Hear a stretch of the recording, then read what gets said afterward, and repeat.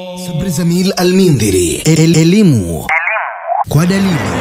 Tunachokwenda nacho ni kipindi ambacho kila mmoja wetu huwa ana wasiwasi wa kutoweka ile neema ambayo ulikuwa umetuneemesha wewe. Kwa hiyo yoyote ya Rabbal Alamin atakayejaribu kwa maneno yake, kwa vitendo vyake, sawa ikiwa ni kiongozi, sawa ikiwa ni raia, kutaka kuivunja amani au akawa yeye ni sababu ya kusababisha kuvunjika kwa amani, ya Rabbi tunakukabidhi shingo yake.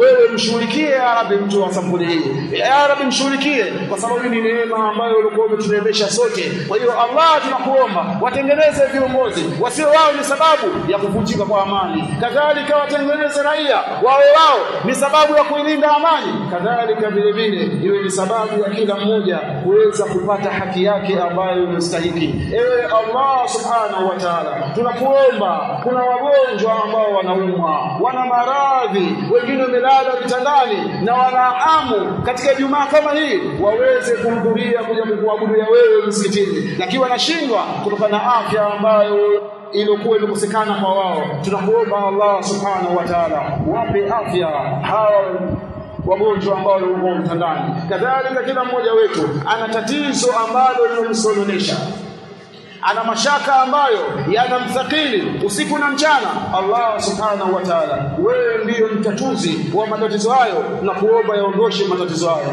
Allah, kila mmoja wetu ana shida yake ambayo anajua yeye mwenyewe.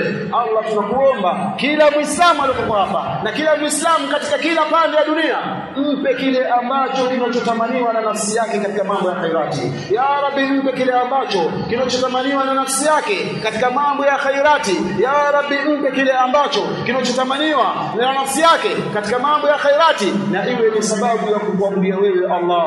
Allah, iwe ni sababu kwa kumpa kitu hicho, iwe ni sababu ya kukuabudia wewe Allah subhanahu wa ta'ala. Ya Rabbi, nakuomba maiti wa Kiislamu ambao tayari wamekushafika mbele yako wakiwa kwamba kuna makosa ambao walikuwa wameyafanya, ya Rabbi wasamehe wazazi wetu, baba zetu, mama zetu, ndugu zetu, jamaa zetu, ndugu zetu wa Kiislamu. Allah, baadhi yao wameshafika mbele yako, ya Rabbi wasamehe madhambi yao, yabadilishe makaburi yao, yafanye kuwa ni rawdatun min riyadil janna, yafanye kuwa ni bustani miongoni mwa bustani za pepo, yatie nuru makaburi yao, yabadilishe makosa yao ya Rabbal Alamin. Ulaika alladhina yubaddilu Allahu sayiatihim hasanat, ya Rabbi wabadilishie hayo mabaya yao ambayo walikuwa wamefanya kibinadamu mapungufu, yafanye yawe katika mema yao ya Rabbal Alamin. Na sisi ambao hatujui kama ni leo au baadaye au kesho yake kwamba tutakuwa ni wenye kuondoka katika ulimwengu huu, ya Rabbi ukituondosha duniani, tuondoshe hali ya kuwa umekwisha kutusamehe madhambi yetu, tuondoshe ya Rabbal Alamin hali ya kuwa umekwisha kuturidhia ya Allah, umekwisha kuturidhia ya Allah, umekwisha kuturidhia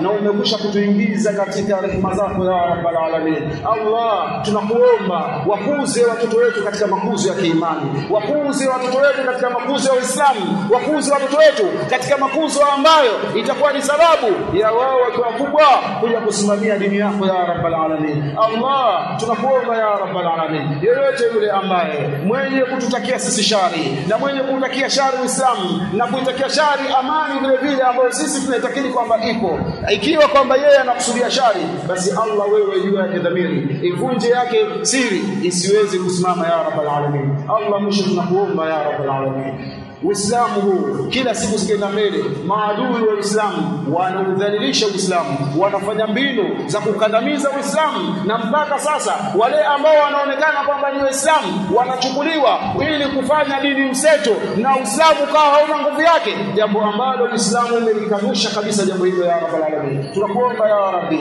utie nguvu Uislamu.